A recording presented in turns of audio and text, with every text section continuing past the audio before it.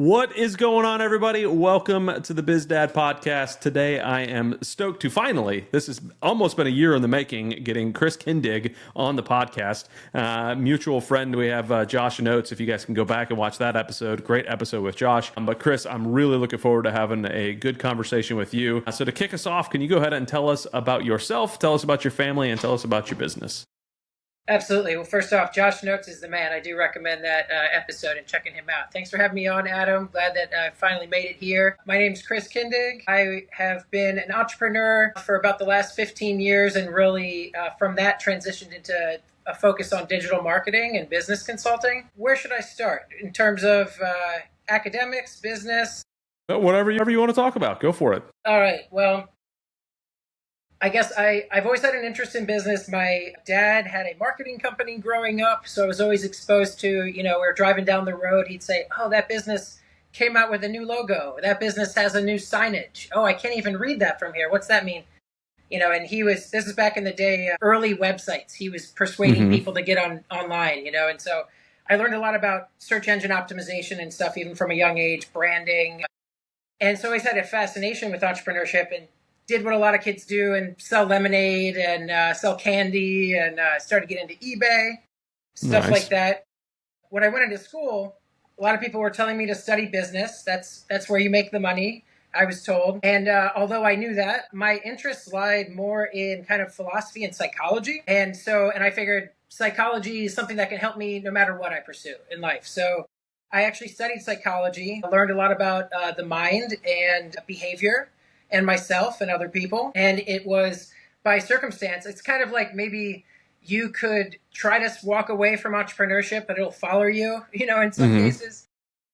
I actually was involved in a school project where we converted a school bus to run on vegetable oil. And it was through that process of traveling around and showing people how this thing worked that I was having a difficulty filtering the vegetable oil. It took a long time. It was difficult. It was messy.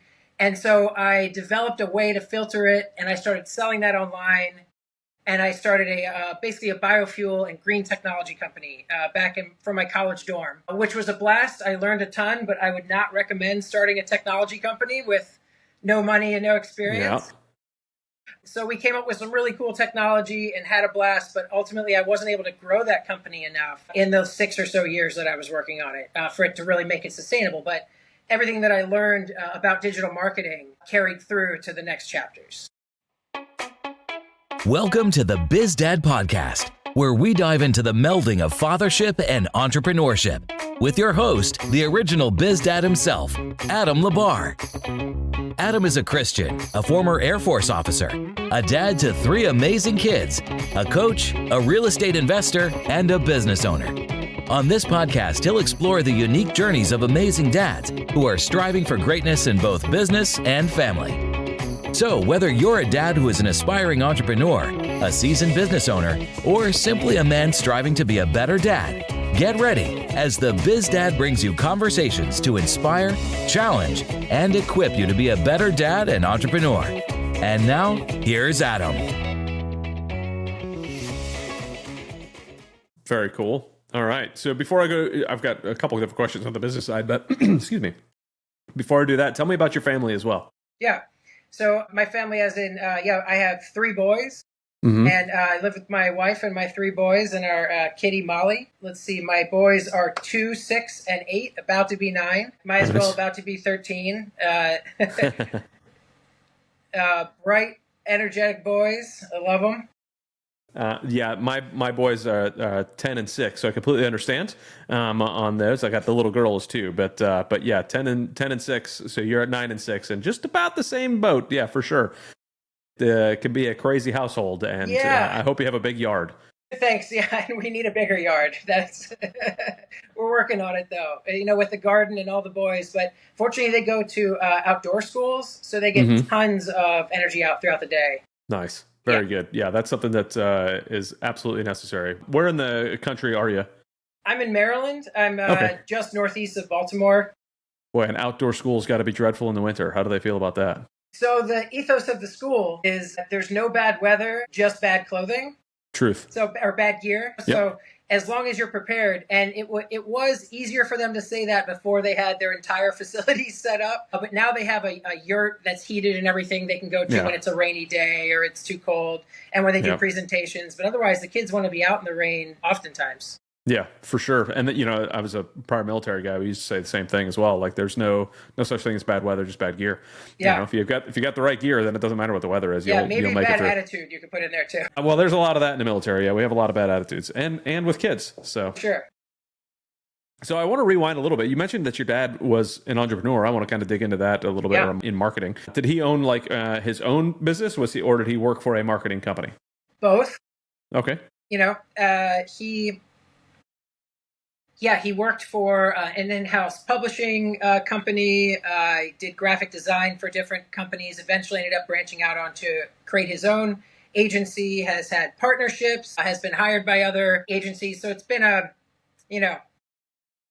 few different moves, but I saw him both run his own company, be in a partnership, and be a part of other companies. Okay, very cool.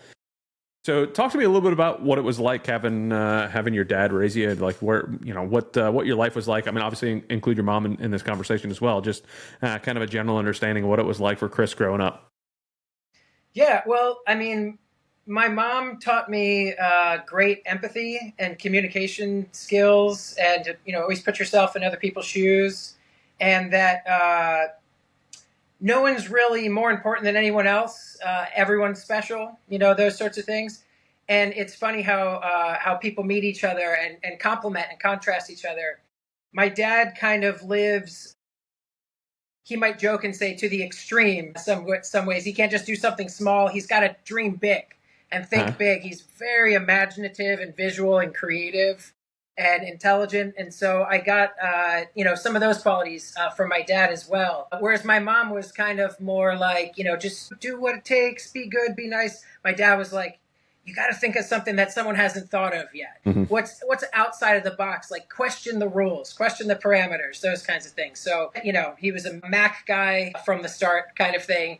Think different. I kind of appreciated those. And one cool thing about my dad is he's always was peering behind the curtains to see how things are done in a way. He used to make movies and write things and music. So I kind of got that perspective early on that people are making things and ideas are making things, and so if you just apply the brain energy and, you're with the right people, you can come up with new things. Yeah, I was just recently listening to Jordan Peterson interview Jocko Willink, and Jocko Willink was talking about how if you've got an idea, it's basically your duty to chase that idea down. Like, this is a thing. So like I hear you saying that about your dad, and like the looking back at like peering behind the curtains and talking to different people. It's like learning that these are things that people are coming up with, and this is how it all kind of goes. So, as you were kind of growing up, what was that lifestyle like for you? Like, you're watching your dad do all of this stuff and, seeing the dichotomy between what your mom was doing and what your dad was doing, and how you kind of saw both of them leading the family. How did you kind of view that as a child? I'll start there. How did you view that as a child? Yeah, well, on one hand, I felt really fortunate. My mom was able to be a stay-at-home mom and so take care of us throughout the days and before and after school. Another cool thing, my dad worked he was always really good at creating barters and trades to make deals work sometimes, and when it was advantageous for both parties. And one of his big clients was a magazine that advertised restaurants all over Annapolis.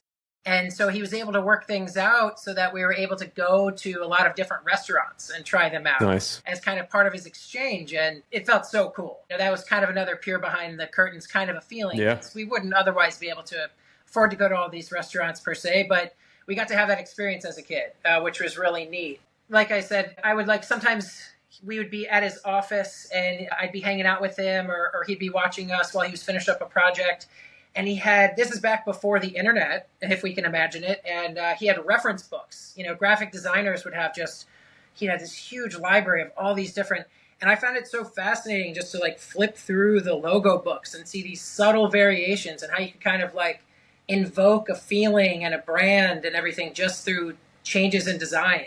Yeah. So like I got these really cool, I went with him to some meetings, with the clients and stuff. So I feel like I got some really cool insights into business. And at the same time, on the other side of this, and like you'd mentioned before, sometimes we'll find ourselves trying to run towards or run away or make some compensation for like how we were raised and what we learned. Mm-hmm. So one part of this, and I've grown into so much empathy for this over as I've gone into business myself and gotten older and had kids as well, how challenging it is to put in the efforts, put in the time to make, to pay all the bills, to get everything taken care of. And that is most especially true when someone's a business owner, an entrepreneur, a marketer, someone who's trying to chase the results and chase new clients and make them happy and take care of all the administrative stuff in between. So the way that I experienced that was somewhat difficult growing up, I felt, is, my dad was always there for basketball games and things like that. He was there, but he wasn't for all the dinners, coming home late at night, just he had to wrap up projects because he was, promising a lot and always wanted to really impress people and was doing a lot of it on himself and has a lot of ADHD, which makes time management difficult as well, in a way, growing up, I felt like the double-edged sword of these great business lessons was also that the world wants to throw you on the tracks or in the gears sometimes of the machine. And the kind of stress that can create and that you can bring home, and trying to force the family memories into little windows of time and just the kind of just the stress. And I can relate now to how difficult it can be to carry it all, For sure. But growing up, I felt like that's one of the reasons why I actually didn't want to study business. And I went into psychology because I didn't want to be in that situation. Hi. I forgot to warn you before we started recording that my kids will sometimes randomly come in and say hello. Well, that seems appropriate. Yeah. Thanks for joining us. Yeah. You say hi? Well, I missed your hair. It's going the wrong way. There we go. You say hi? No, you don't want to? All right. Stranger danger. Sorry for the cute interruption here. Yeah. That's why we're dads, right? Yeah, that's exactly right. Yes. I absolutely love it. Wouldn't give it up for the world. So there's something I want to... You'd mentioned your mom having the empathy and the communication skills, teaching you that, but yet your dad, it sounds like, was able to do that on the work side of the house, right? Because in marketing, hey, that's going to be loud. Marketing, you have to be able to look at a business with the empathy, understanding what the other side is feeling, where they're coming from, and also be able to communicate. So how did you kind of look at that, the way that your parents looked at communication differently from each other? Because obviously they were both good at communication, but they had two very different views of it. Yeah, no, for real. My dad, marketing is sell the sizzle, not the steak. Yeah. Yeah. And it's really easy to go down a path in marketing where you're kind of BSing people. If it really depends on the kind of marketing that you're in and everything. But, a view could be you're trying to sell people things that they don't need and you have to trick them to do it. That's kind of a cynical view of what marketing is, right? But really, marketing is about, and especially with permission marketing and with everyone's range of options and all of the, quest for authenticity that people have today, you can really tell when someone is telling the truth and looking out for your best interests. So in a way, I had to find out how to fuse these worlds of, let's say, the business world and my humanitarian side that my mom just so deeply instilled in me. Does that answer the question? It does, yeah, to a point, right? I would think that, because again, if you're looking at life or looking at the way you were raised from your mom's perspective and you're saying, hey, there's this empathy involved and it's more of a human thing, where it can almost go to, well, my dad was using that empathy to draw people in a self-serving way as opposed into a selfless way. Again, in the cynical view of it. Right.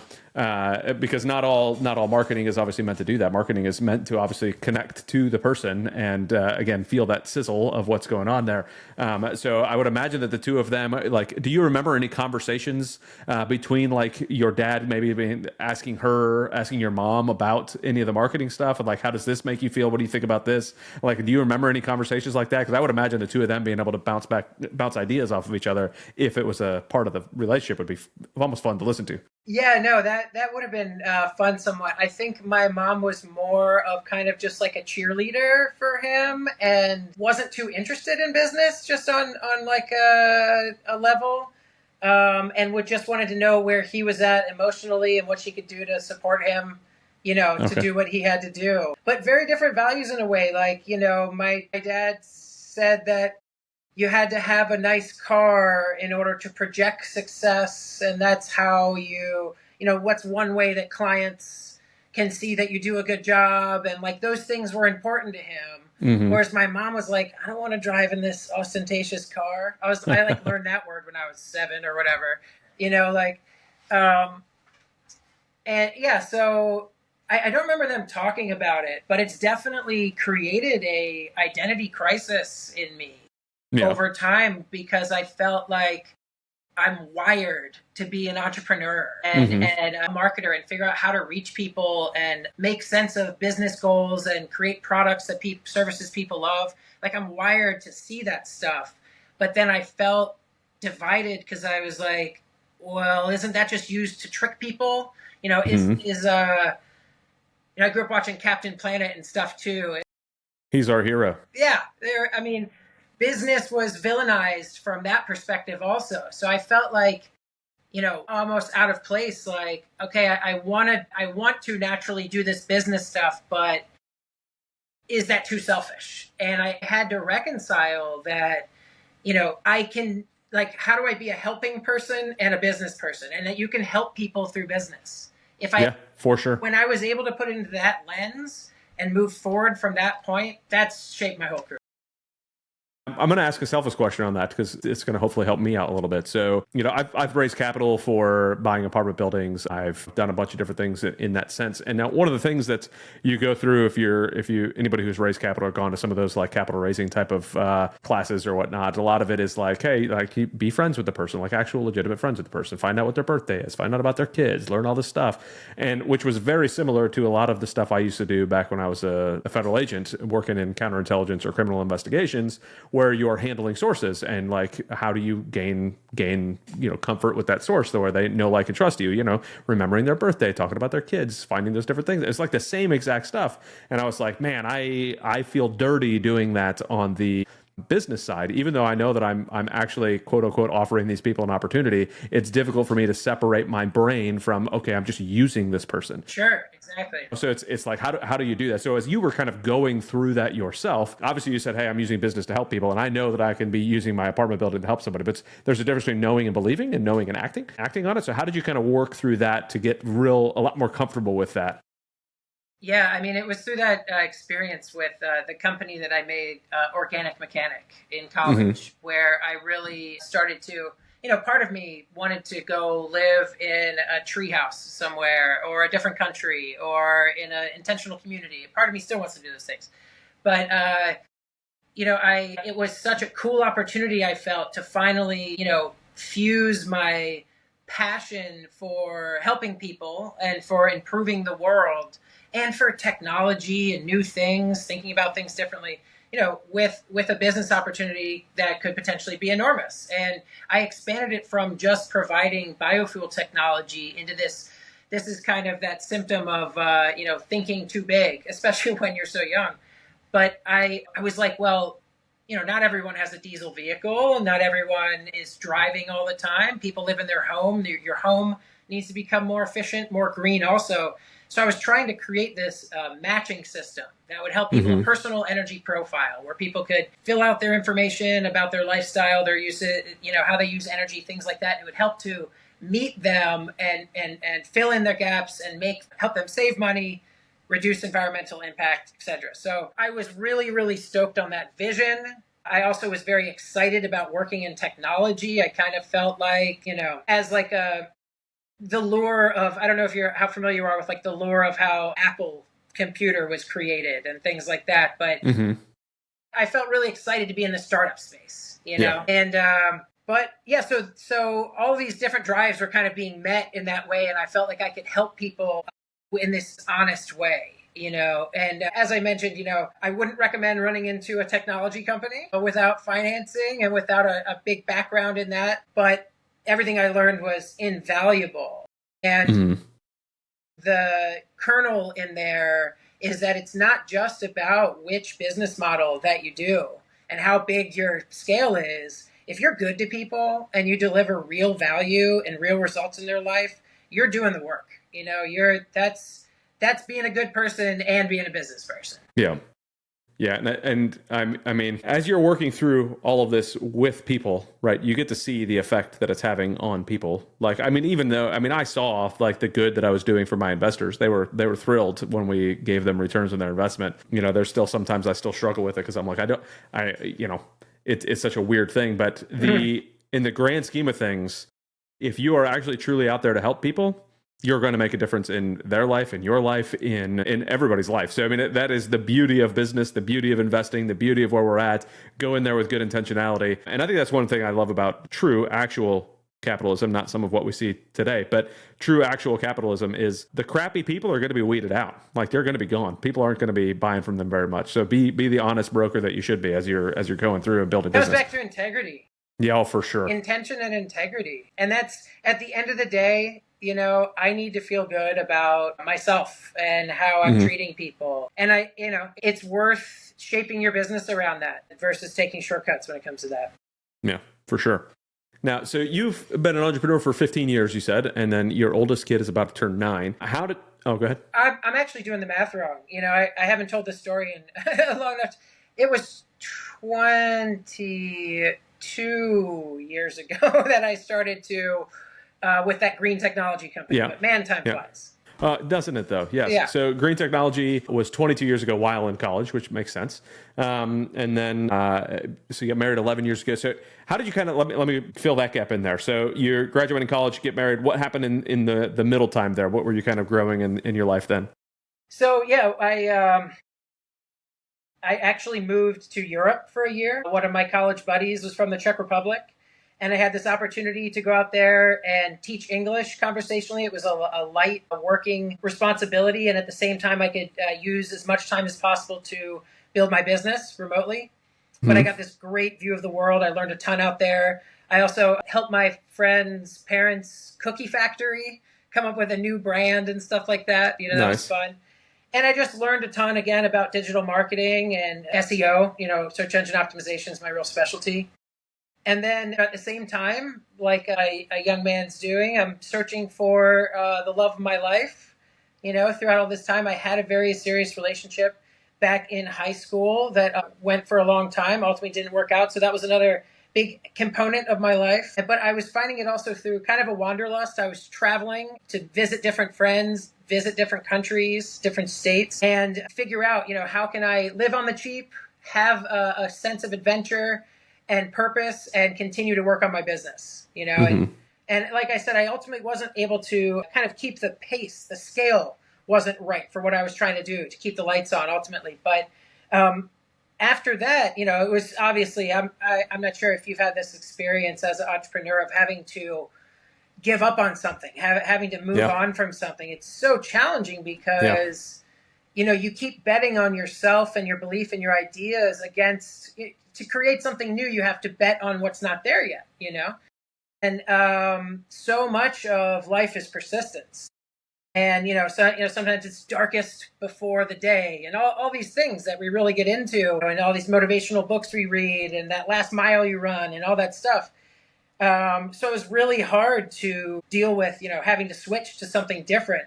But yeah, what I was able to rescue out of that is like, I still have a love for creativity and for brainstorming and solving problems and communicating to people and finding audiences, changing things. And so how can I take that and even though I'm not building the world-changing green technology company that's going to save the world, I had some toxic ideas in that too, that I had to parse through in a way, just like taking on too much responsibility, not having a good sense of what one person can actually do. Mm-hmm. But I actually took this stuff and I started doing some consulting work. And it just so happens that I met some folks who were helping to run the U.S.'s biggest organization that builds intentional communities, helps people. Are you familiar with like eco-villages? They were called communes back in the day. That's what everybody knows them as. Yeah. There's actually thousands of these things still in existence around the world. So I actually ended up working for them, and then the global version of that, Global Eco-Village Network, that was like the next big chapter, 6 years or so. I helped them digitize all of their things, create new courses, and work on search engine optimization, increase their ad sales, all these things. I was thinking, this is how I can use my business skills in a, it was a nonprofit setting to help, change things. And that was so rewarding. It was awesome to work with people of such high character. There was really high quality discussions. Things felt super meaningful. I got to visit intentional communities all around the world, learned a ton, and there's no money in the nonprofit world. I can't raise I had to just and if I was living in a commune where people shared everything and I had no need or ambitions for, owning a home and sending my kids to the school I want to send them to and things like that, I could have gone down that path, but that wasn't, so ultimately I had to shift. And that's when I was like, okay, I did some research, this is what someone with these skills should actually be getting paid per hour. And it was like 5 to 10 times probably what I was getting paid. Yeah. So I was like, all right, time to transition. And I started going out on my own and making websites for people and doing big plans where I figured out basically, how are people searching for what it is that you're offering? How to position yourself online so that people can find you. Mm-hmm. And then, so how long were you kind of in that wanderlust stage before you met your wife? Yeah, I met her kind of at I was probably a year removed from ending my last, green tech company and just starting to get into the community stuff. Okay. Yeah. Very cool. And how much did that change kind of your trajectory as well? Finding a woman that you wanted to spend the rest of your life with can kind of change any man on what their thoughts are, the direction they want to go with their life. So what kind of shift did that make in your life? Oh man, so many. And at the same time, it was so easy too. That's like when you meet the right person, it's like we would just giggle at the same things even when nothing was happening. And people were like, what are you guys laughing at? But it's like we were reading the same subtext of things. And, a really concrete example, though, my cousin, one of my best friends growing up, he moved to Hollywood and was working on startups, working in marketing out there. And I had visited him after a tour of, I was doing some camping and backpacking in Hawaii and visited some friends in California and went and stayed with him. And we had a blast. And I was cooking Sunday meals for him and his friends. And we saw the bases from the Red Hot Chili Peppers at the flea market, Flea at the flea market, which is funny. Yes. Flea at the farmer's market, actually. But the allure of California. I was born in California and never really lived there. So he was like, come move to California, live on my couch for a while. We'll figure it out, And I was like, I'm going to do it. And I came back home to kind of get everything in order for a few months. And that's when I met my wife. And she actually, funny enough, we find out, she had the same plan. She was like, well, I guess I'm getting kind of bored of Maryland. I'm going to move to California. Things are happening there. We did. So we found this out after we had both started dating for a while and then found out, we both were thinking about moving to Cali. We didn't ultimately end up doing that because both of our families are from near Maryland and Baltimore. Mm-hmm. And it's kind of like we both know a family has always been very important for both of us. And we can kind of see and she had a good job that she had just started too, getting out of grad school. So we're like, let's hang around Maryland for a little while. And so, it changed our plans immediately. But she's a dreamer like me. She also has great work ethic and integrity, and she's a hard worker. But, we both see kind of the romance and idealism in things. I want the world to be a better place, and are willing to work for it. So we really hit it off. And she believed in me even when I had some damage from having maybe, when you leave a project that you put so much into, I think I had accumulated some damage from that in my self-esteem and just, so she really believed in me and saw me for who I was, Awesome. Yeah. Was she kind of obviously she has some of that same feel behind her as you do, but did she get all that travel in the way you did as well? Or was she mostly just stayed there in Maryland and that was kind of her life growing up? We had first started communicating online we were, just a bit of context, we're on that site OkCupid, and we had both met some people and stuff like that. And they send us these emails that say Cupid's arrow. It's we don't normally do this, but you're a 98.6% match with this other person. And you live in the same city. And we're like, okay, I should check out her profile. I looked at what she was reading. I looked at what she was studying. I looked that she liked to travel. So we started chatting about her going to Costa Rica. She was like volunteering at an orphanage there for a little while and stuff. To answer your question, and then she had done tons of traveling around the United States with her family primarily. So she didn't have the same kind of wanderlust, but in my mind, trying to sort, okay, I'm going to like settle down and have a family now. This is what I really want. And also part of me is still like, what's it like to live in Thailand? But what's it like to, and so I was like, okay, I've got to figure out a way to do both and whatever. And part of me was like, okay, I got to be with someone who I know I can travel with. Like, I'm seeing nothing but green flags so far, but like, what happens when? And it ended up that, we did some trips together with the intentional communities movement I was working for. We had a blast. And we got a really big trip in. Once we got married, we did, 3 months of backpacking around Europe. Nice. And it was awesome. And, there was no going back from there, but it was everything that I could have hoped for in terms of how we're like our little adventures as travel partners. It was just that, but, through 10 countries. Yeah. That's amazing. Yeah, it's hard to find that person that you can pull that off with. So when you have that feeling of travel, as I'm one of those to do, you have to find somebody that I feel like you have to find somebody who's willing to do that with you, because man, oh man, if you find a homebody and you're the kind of guy that wants to go fly around the world, like that's difficult. That's a lot of tug and pull. So I'm glad you found somebody desirable, possibly. Yeah. So you're a person who likes to travel a lot as well. Do you and your family get out? I mean, like I said, I was in the military for a long time, so that I bounced around all over, and I was a military brat, so I bounced around all over doing that as a kid. So at this point, I think I've been to, I don't know, somewhere around 25 countries or so, 25 countries. Yeah. My kids, my two oldest, have been to 8 different countries. Wow, that's so cool. When my second one was born in Japan, and then we moved here when he was 7 months old. When we got to the States, the U.S. was his 6th country. So we'd already bounced around Asia with him as a baby, and then we came in and cut through customs, and the guy's like flipping the passport, looking over and flipping the passport. Finally got to a spot to stamp "Welcome to America" for the first time. Jason Bourne or something. Yeah, exactly. His third passport. Cool. But yeah, we love doing that, and my wife retires later this year, and we're gonna sell the house and buy a Class A RV and just travel the country for an unknown period of time. So this podcast will be recorded from a camper, or on the side of some mountain range somewhere. Who knows where it's going to be? We'll see how it all works out. But so happy and excited for you guys. That sounds like such a blast. It's going to be awesome. I cannot wait at all. Yeah. So it's going to be amazing. The kids are really looking forward to it. My wife is looking forward to it. She's a little nervous, right? Sure, not really sure. It's a massive transition. I think that this is a good way to just jump right in after 20 years of, indentured servitude for the last couple decades. Now she gets to jump right into freedom. So we'll see how it all goes. There's going to be uncertainty. There's going to be the unknown, but you're making a choice. I was listening to a great book yesterday, 4,000 Weeks.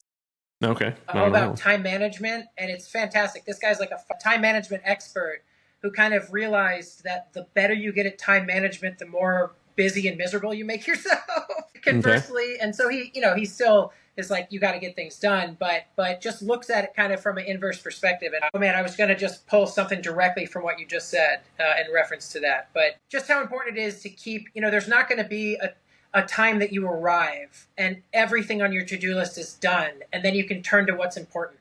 If you're not turning to what's important day in and day out, and making that work somehow, there's always going to be a bit of a leap of faith. But that's what I was going to say. You make a choice by staying where you are also. Mm-hmm. You're going to miss something one way or the other. The world's calling. And as you know, with traveling, it just fills if you're into it, it fills your spirit so much, that the creativity. And it's definitely one thing that, it's also probably a symptom of open-mindedness. And that's something that my wife and I both have a lot of, curiosity and just exploring new cultures, new ideas, new ways of looking at things.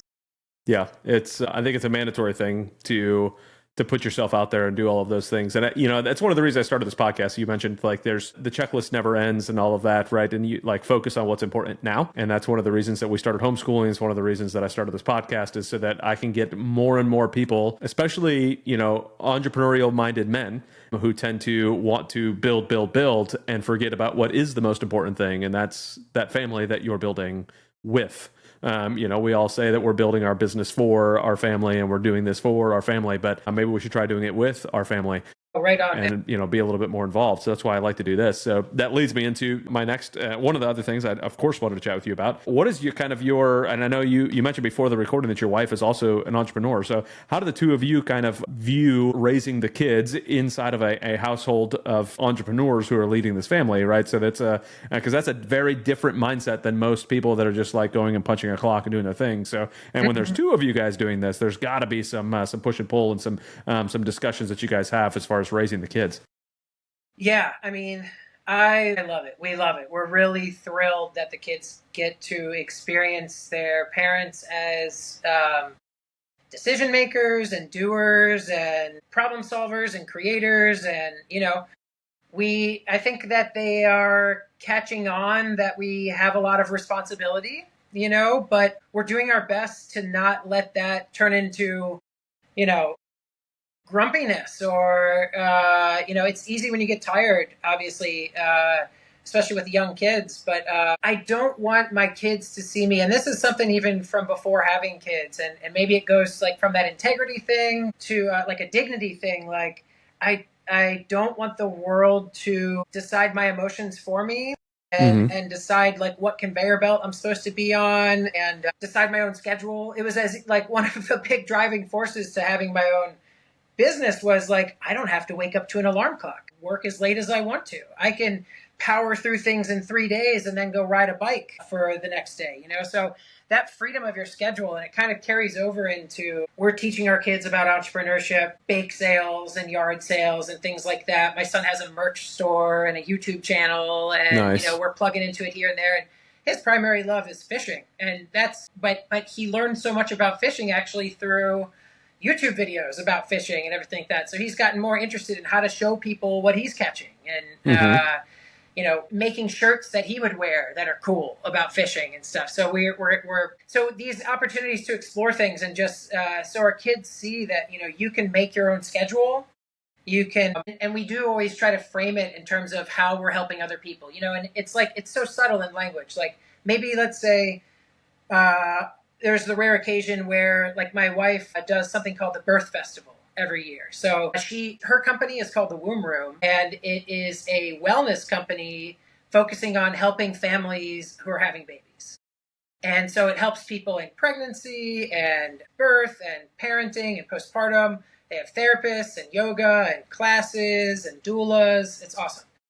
And so, but she might be like, have some meeting every once in a while that's at night with some clients, or she's taking the team out, or they've got a powwow of some sort or an event. And instead of being like, well, your mom's got to work, but just taking that half a beat to reframe it as like, where's mama? Well, she's working with her team to help other parents. Yeah. This is what, like, I try to frame it in terms of what really matters there, and not that it's just a job that we're subjected to, because that's part of why I had such a struggle with, going into a square job and everything growing up, is I didn't want to wind up being subjected to all that pressure and not liking your job and having that rub off on your family, forgetting what's important, right? And so obviously in the real world, you have to fuse both of them. Yeah. I think that one of the things that you said, and I love that it was you talking about your wife, is the ability for the husband and wife to be on the same page and supporting each other regardless of what's happening, and showing that to the kids as well, because I think it's extremely important for, I think that the healthiness of the husband and wife relationship is directly correlated to the healthiness of the kids and how they're kind of viewing the world and whatnot, right? And if you have the same view of, oh, well, mom's gone again, what are we going to do? Let's just go make some macaroni and cheese. Then that's going to leave some dissent, like there some dissent from to the mom as well, right? And vice versa. Oh, well, dad's still out of the office. And it sounds like, you'd mentioned your dad missing some dinners and things like that. And if all your mom did was kind of bash your dad, you wouldn't have a very good view of your dad. Even if he was a great dad, you would probably have a tainted view of your dad just based off of the things that were said. So no doubt. Yeah, yeah. no doubt. And she could have probably stood up to him more and demanded a little more, or they could have compromised a little more on some of that stuff. But that's also in part why I chose a woman that's so strong in personality, because I want someone who's going to say the blunt thing also and help me contend with reality, not just make sure everyone feels good, you know? Yes. Yeah. And to me, and this is Adam's view, I'd love to hear your thoughts on it, is those types of things, throwing that back, hey, like being blunt with each other is much better had like in the other side of the door. So that way, when you come back in, the kids see a happy couple that have worked through issues and all of that. Sometimes you need to have, disagreements in front of the kids too, so they can see what it looks like to have healthy disagreement. But at least this, like, it ends up in support. It doesn't end up in, like pushing each other away. And it sounds like that's what you guys have done.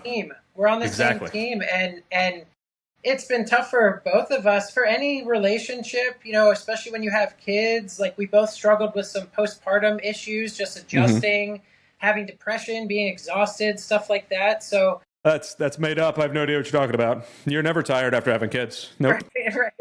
And all the identity change. I mean, there's, I'm steeped in this world because of my her with the womb room so much, but it takes 2 years from when you have your first child for your identity change to be completed. Like just having something else that's the center of your gravity, that's not yourself at this point, if you're willing to show up for it, right? For sure. It creates a ton of friction if you're not. Yeah.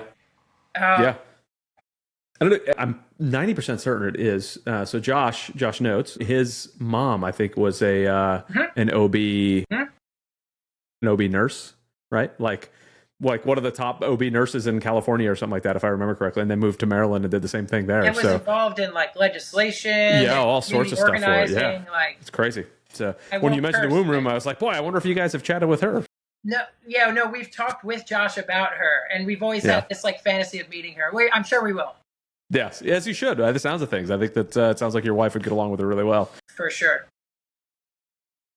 Now, as you're building these businesses out, I like I said, I homeschool, so my kids get to hear me, do all these interviews, and they get to see me talk on the phone a lot, and probably more than I would like to admit, they get to see me talk on the phone. But I enjoy the fact that they get to be a part of all of that. Do you have desires to bring, and it sounds like your oldest probably is already sort of doing it, but desires to bring the kids into the business? Do you want to, how entrepreneurial are your kids already, and how much are you trying to kind of show them that side of the world for them? Yeah, I mean, my general philosophy is that, I'm not gonna, it's so important what we do to expose our kids to things, support them, help if they're interested, help nurture those interests. But I mean, of course, I don't feel like every one of my kids has to get into business, or even any of them. Honestly, that pressure of having to, what are you gonna be when you grow up? What are you gonna do? I don't like that narrative, really, because I don't think that we're defined by it entirely. And I think that you can arrive at it more organically by focusing on how do you help people and what are you interested in? Where can you contribute? It's not just following your passion. You got to learn hard skills too. So I have a feeling, just based on my kids' personalities right now, I'm not sure. With Odin, my youngest, Elias, my middle boy, he's kind of got that creative part and the dreamer part of my wife and I, entirely. He's a little entertainer. He plays on the piano. He's got jokes and voices and all this stuff. And, will he be wanting to work in a spreadsheet and counting the profit margin and stuff like that? Maybe eventually, but I don't see that he's I'm gonna keep it. I still had him sit with me when we all figured it out for the lemonade stand, so it seeps in there.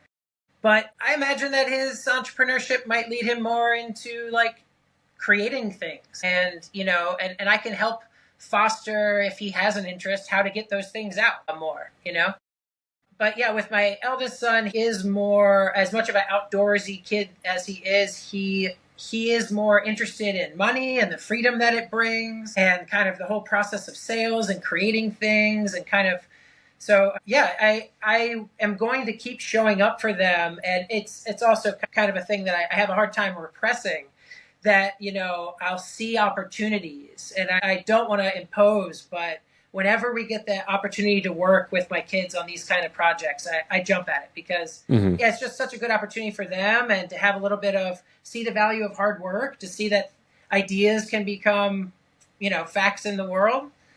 Does that answer what was your question originally? No, the inclusion of your kids in the business and how you kind of want to craft that in the future.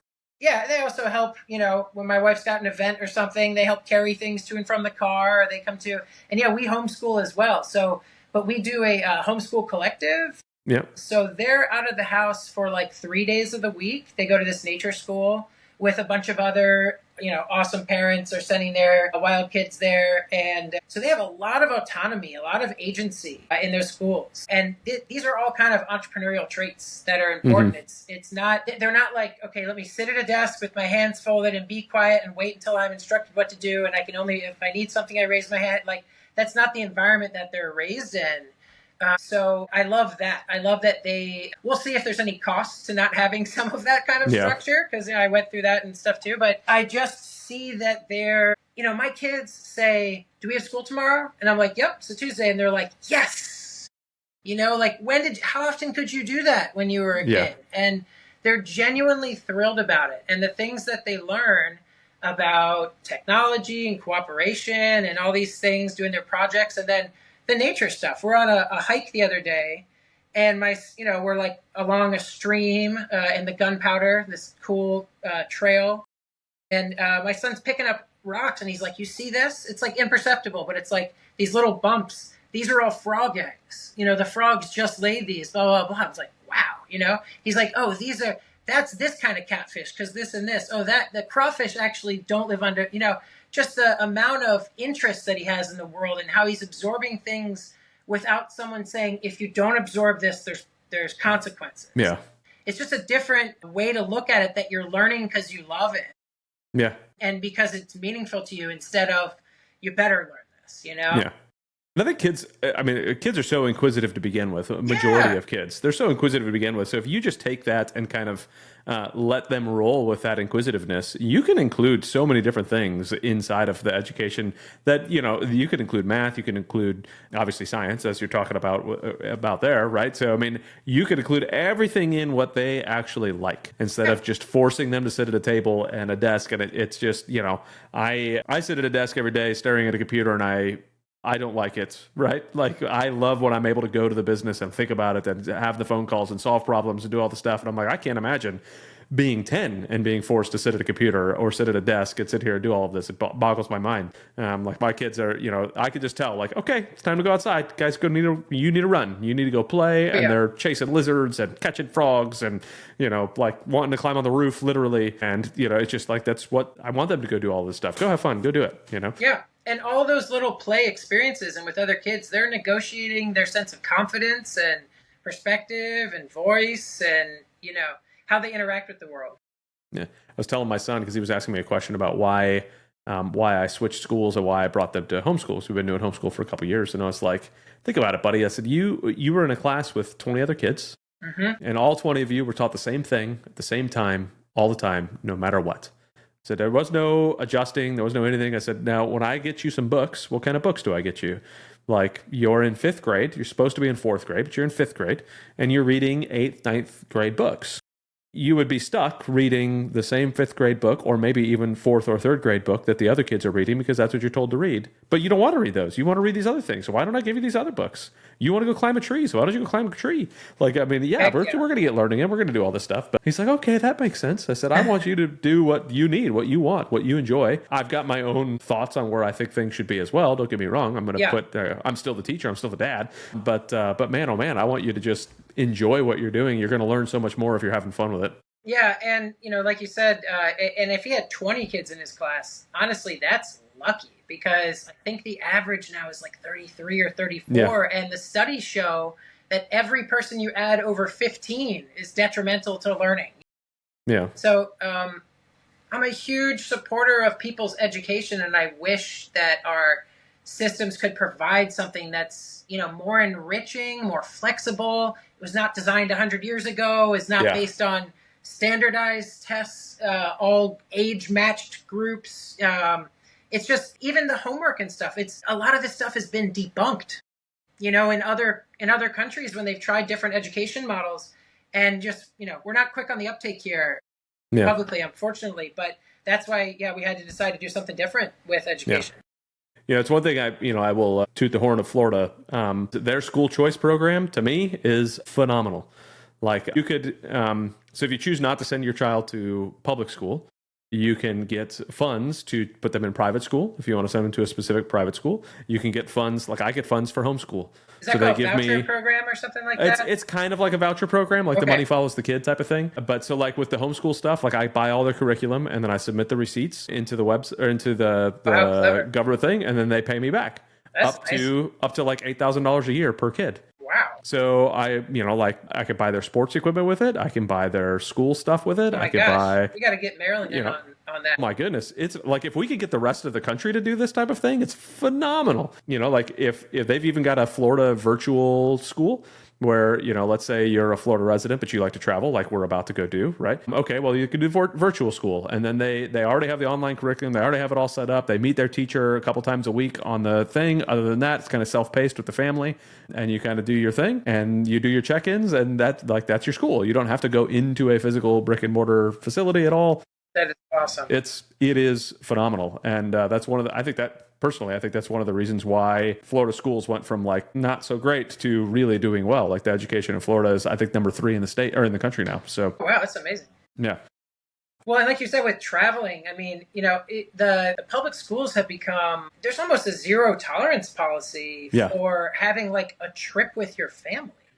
You need like a bereavement or doctor's note to do anything. And that's absurd when traveling is so useful. So, and spending time with your family, how often do you get to do that stuff, on extended trips? So I just found that offensive, untenable, and we will take like a couple of weeks where we'll go rent a house with friends somewhere, or get a place where we can fish and crab a lot, and we haven't done our big international adventure yet. We keep like putting it off a little bit with these arrival of these new creatures in our lives. But we are, the wheels are turning for real now with some friends that we have and a friend that lives out there in Thailand to go and do like a semester abroad and live there for 2-3 months. We're going to plan that out yet to TBD, but there's awesome nature schools and Montessori schools out there, or we can kind of get them some independent things going on and just what they could absorb from seeing the planet from the other side of the world.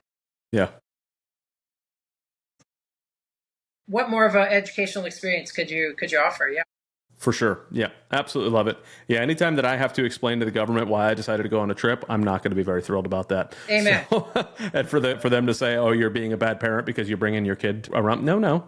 I'm pretty sure I'm still in charge of my kids. Just call me crazy, but pretty sure that's still my role.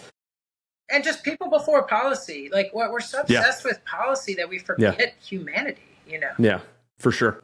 So I want to go in and talk a little bit more about your business, right? We've already hit a little bit on it, but I'd love to chat a little bit more about what it is exactly that you do, how you've kind of been growing the company, and what your goals are moving forward. Sure. So my company is called Hector Home Services Marketing, and you can find us at hectorhomeservicesmarketing.com.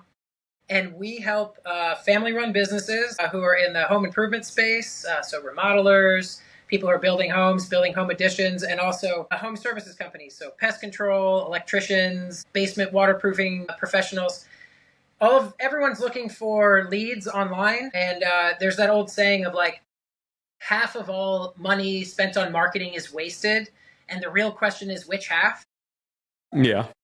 Because you got to do this, you ought to do this. Is it social? Is it videos? Is it, there's so many options out there. And what we really try to do is take the experience that we've gained as entrepreneurs and helping nurture companies from, inception through up to being strong companies, is to help people find local clients in repeatable ways. And so we help people show up in their Google Maps and build their reputation there. I learn all about the algorithm of how these different things work. When we get more people to click on your website, we also set up clever ads that are low cost that drive people in. And then we help them set up systems on the back end, a CRM, that, helps to, if you miss a call because you're a small business and you're in your truck or you're with a client, you're on a job, it automatically texts those people back and engages them to get booked on schedule a call. And we help people go through how to get more reviews. And so we don't just do marketing. We also kind of help people. We're kind of like an entrepreneur sidekick for them, or a business owner sidekick, a consultant, in the sense that we help them focus in on what's most profitable for them and get more of those types of clients. That's really cool. How long have you been doing it? So around when COVID happened is when I started to do an agency on my own. And at that point, I was calling my company Entrepreneurial. And we were Which I love that name, by the way. Thank you. Well, I studied psychology and then did business. So it just, So Entrepreneurial, I love the name also. And I also, had the heart in there, the mission that I want to help entrepreneurs, meet them face to face, side to side, help them conquer their problems, tackle their issues. And that's been a blast. We've worked with a lot of different, dentists and financial consultants and educators and therapists and eco-villages and all sorts of cool companies and organizations. However, when you're approaching it like that, as novel and as exciting as it is to work in new industries, you are in some ways, even though a lot of the process is the same, you're reinventing the wheel each time by trying to crack a different niche for someone, And what we really realized is, for a whole lots of reasons, by focusing in on a specific niche that we wanted to help and that we knew we could help, that had certain characteristics, it helps us obviously in our marketing and sales, but it helps us to deliver way better results also, because we can standardize more about our process. We know all of the ins and outs of different software that's commonly used for running jobs, and we can integrate that with what we're working on. I have relationships with all these different content publishers and media sources where I can get stories about our clients out there and get links that are valuable to their website.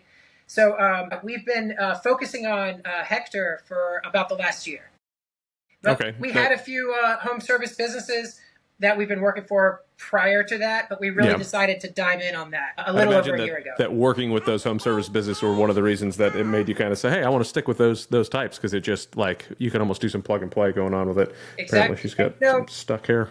In this strange world that we're in, and we talked about these things back then as almost like, that's kind of neat too, but now it's even more pressing. I hate to say it, but a lot of the white collar workers are AI is ravaging the knowledge industry, the knowledge workforce, and it will continue to, especially as we have more intelligent, more capable, more natural AI agents that we can talk to. Like a lawyer that's a machine is going to be a lot cheaper than and will it have all the same life experience and stuff? I'm not saying that we can just replace people.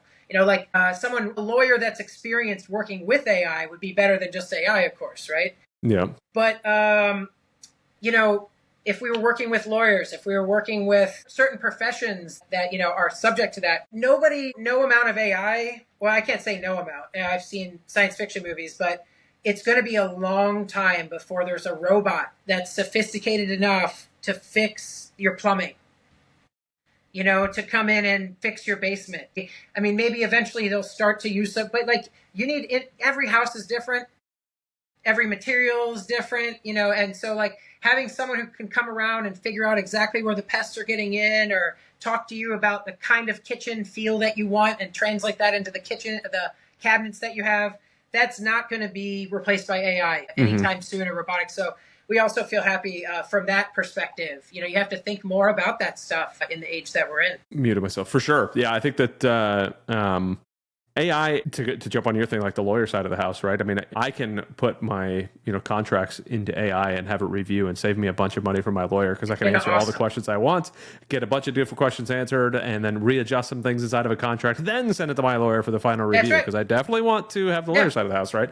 But I have yet to be able to find AI, like you said, that could figure out why my toilet is clogged, or be able to come fix it for me. I can't just put that in AI and have it review it. So the service-based industry as well, that's one of the types of businesses that I want to buy, because there are so many people that, especially if you look at the boomers, for lack of better terms, that are getting old and selling their businesses or getting rid of their businesses, closing it, they've never thought about SEO. They haven't looked at that stuff unless they were in that type of, they had somebody come in and kind of introduce that to them. They just haven't had it. So now if I go buy one of those and I find somebody like you who can help me actually boost this SEO, bring this into the 21st century and say, hey, check it out. Like this is actually a thing, this thing called Google, where people find you on, like it's a big deal. What are some of the prime type of companies, obviously service based, but some of the prime type of companies, maybe some of their, whether it's their client base that makes them your type of target, whether it's their location, what are the type of people that you're really seeking to help?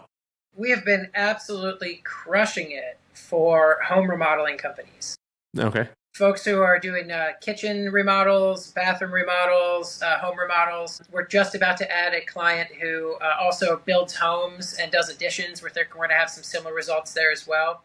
And it's just such a perfect storm because in a lot of the home remodeling industry, from what we've seen, there's not huge national or even huge regional players. There can be a lot of, whereas like pest control, there's a Terminix and so on across the whole country. And they'll pour tens of millions of dollars per month into ad campaigns and everything, and even open up offices and all these whereas you don't have that same kind of, I'm sure there's some people rolling up remodelers around there, but it's not at the stage where, so there's a lot of small players, and because each remodeling, or I'll say small or medium size, a lot of remodeling companies only need a project or 2 or 3 per month, and their guys are booked and everyone gets paid really well, And so because of that, if they're doing good work, oftentimes word of mouth keeps them pretty well booked up, and they're doing a home show once or twice a year to fill in some as well.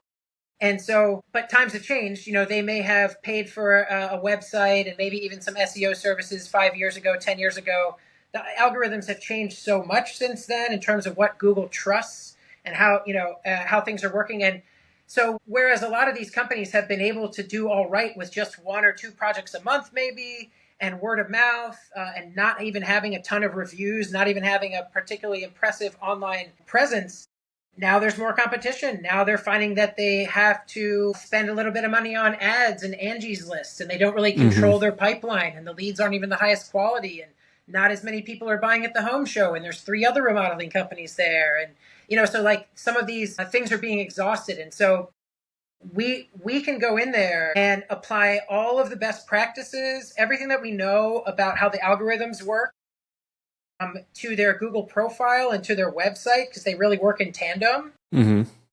And, we can do lots of damage even in the first month, the first 3 months, and where, any new client that we bring in for those folks is a major win.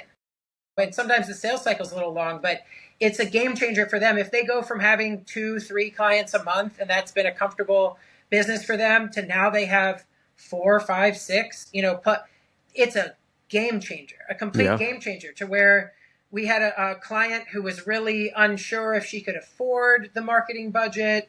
She was nervous because she was just starting. She had been doing kitchens for a while, great job, but just opened a warehouse, showroom, just hired a designer, and was just stressed about filling that one designer's book of work, so that they could feed 2 people instead of 1 and pay for this new space. And within 60 days, she was number 1 for remodeling in Boulder, kitchen remodeling in Boulder, in the maps, and coming up in the organic as well, and getting new clicks and clients out of nowhere, where they would be texting each other, her and her partner, wait, did you talk to this person? Wait, this is a new person. Yeah. And now we just did a video interview with her so we could capture some of this magic and tell these stories on our website. We got to update with all the case studies and success we've had. She is hiring a second designer right now. Nice. Because she needs to, because the work's flowing in. And it's, with some of these industries too, there's some uphill pressures with some tariff concerns and some materials being more expensive, some labor issues and things like that. But having that consistent flow, that pipeline, even if not everyone is going to be a buyer, if they're making more careful purchasing decisions, if they know they have more people flowing through, it just gives them such peace of mind. And that's what we want to do, is let us handle the hard stuff with the technology, with the marketing, with the reporting, with ads if you want that, and the CRM, and you just run your business. You make people happy that way. We'll give you the tools so that people online know that you can do the job for them as well.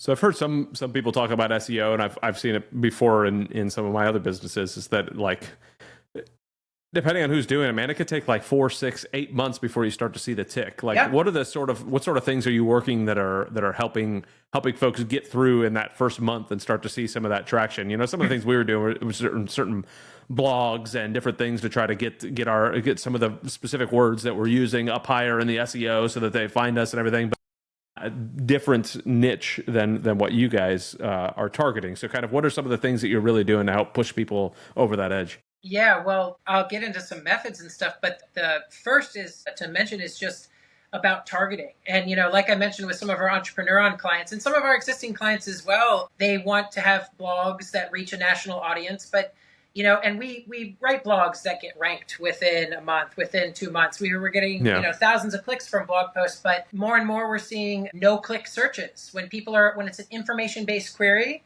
people are getting the little Google thing come up, or they're going into ChatGPT, and we're still early on that stuff. But, you know, and just the competition, you know, when you're trying to write a blog as like a local dentist's office and you're competing with the rest of I want to say the rest of the planet, but, you know, everyone who's writing in English about pediatric dentistry, you're trying to compete with them to teach everyone how to floss right and stuff it's a huge, you know, battle. You're going up against everybody, and there's some very deep pockets out in the dentistry world, or you know, whatever industry that it is. So this is another reason why we wanted to focus on these local businesses, because you really lean on that localization factor. Instead of having to compete with the whole world, you can be like, we're going to be the best remodeling company in Frederick, Maryland.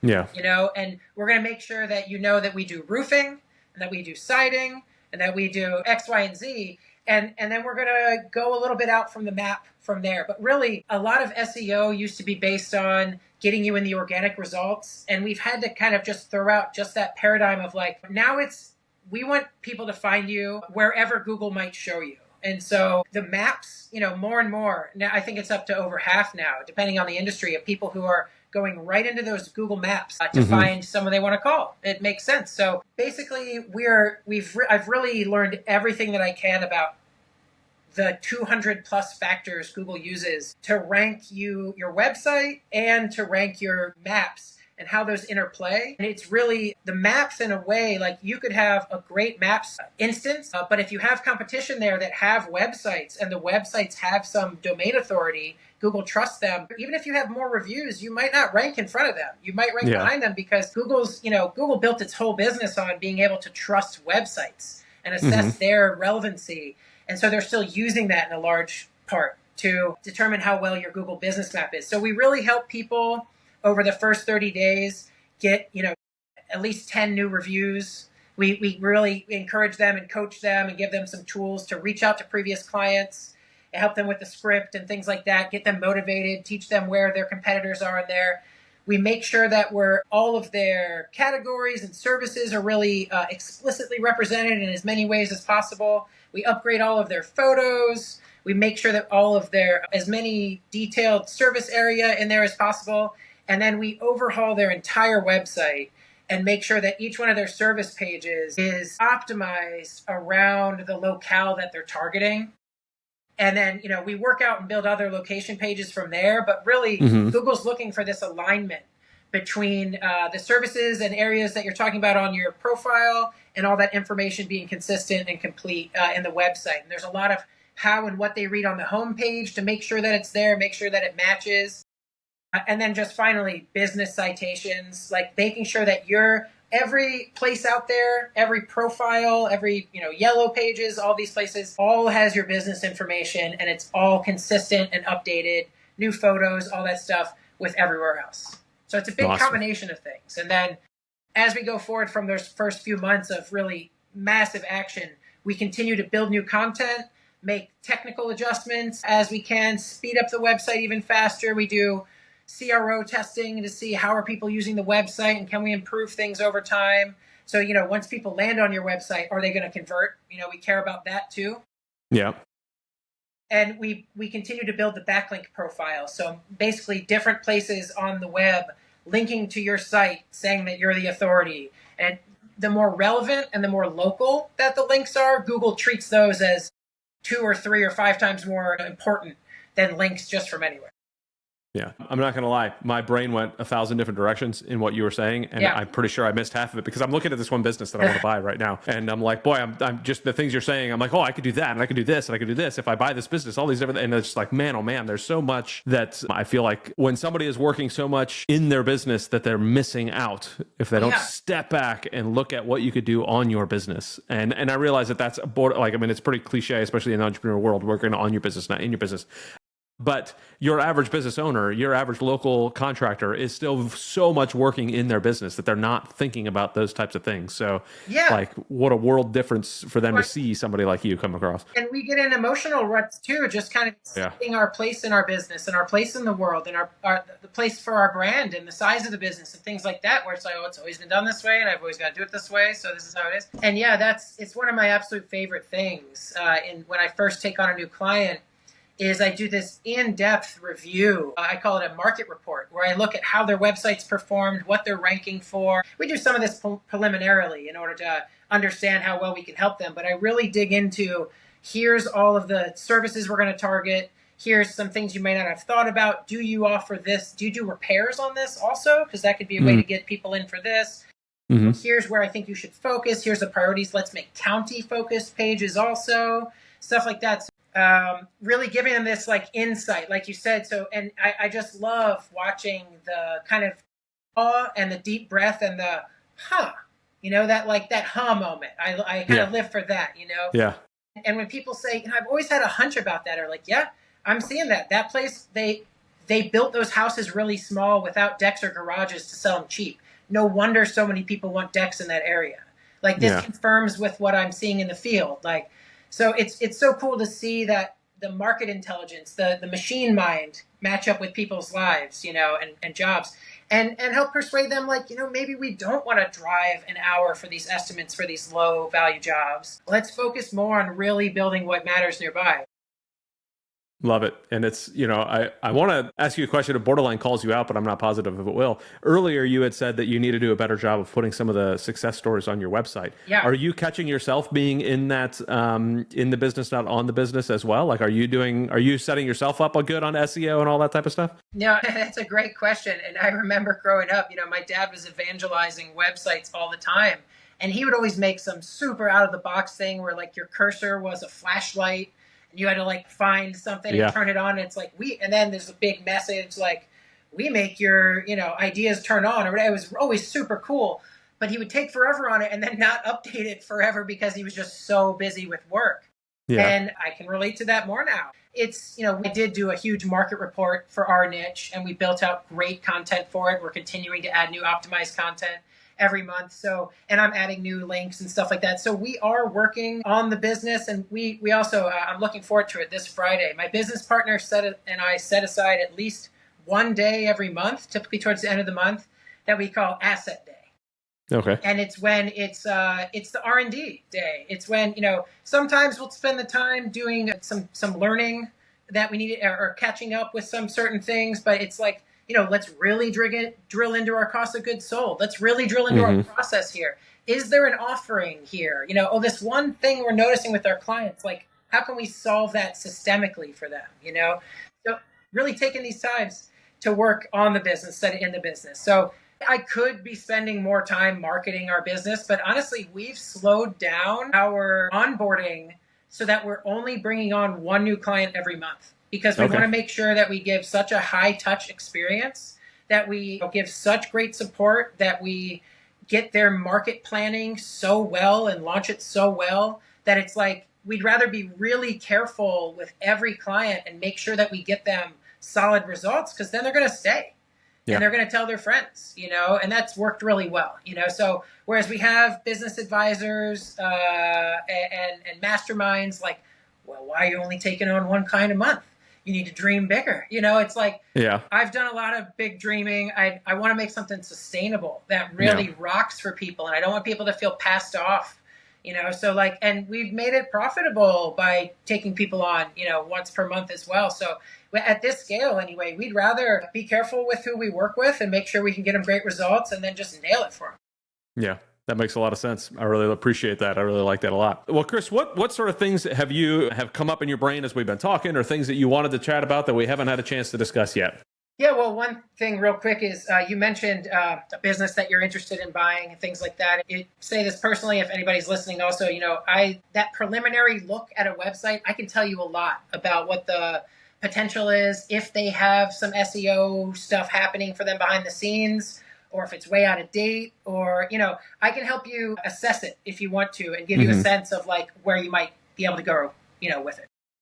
So that goes for anybody who wants to, find out more about how well is their website performing, is it up to date, and what kind of other opportunities are out there. We can scratch the surface and make a little video for you that goes over, we have a cool presentation that shows people kind of a little bit of the education of the steps and puts their website in that context of what's possible in their market.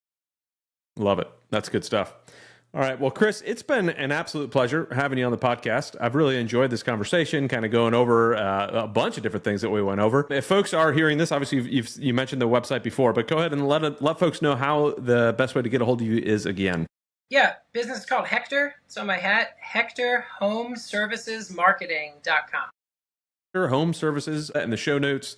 Chris, I thank you again so very much for jumping on. I appreciate every single one of you that are listening right now. Please like, subscribe, comment below. Tell us what your favorite part of the podcast was. Tell us what your least favorite part of it was as well, so we can come back and tell you why you're wrong. And then we'll continue the engagement from there. But Chris, again, thank you. Everybody listening, we appreciate it. And we will see everybody on the next episode. Thank you so much for listening to the BizDad Podcast. We hope you found some value in your time here with us, and we look forward to bringing you the next episode.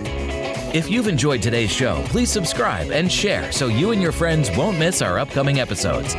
Connect with us on Facebook, Instagram, LinkedIn, Twitter, and Rumble, where we continue these discussions and share more valuable content. Be the dad you know you need to be and run your business in a way you're proud to share with your kids. Keep crushing it.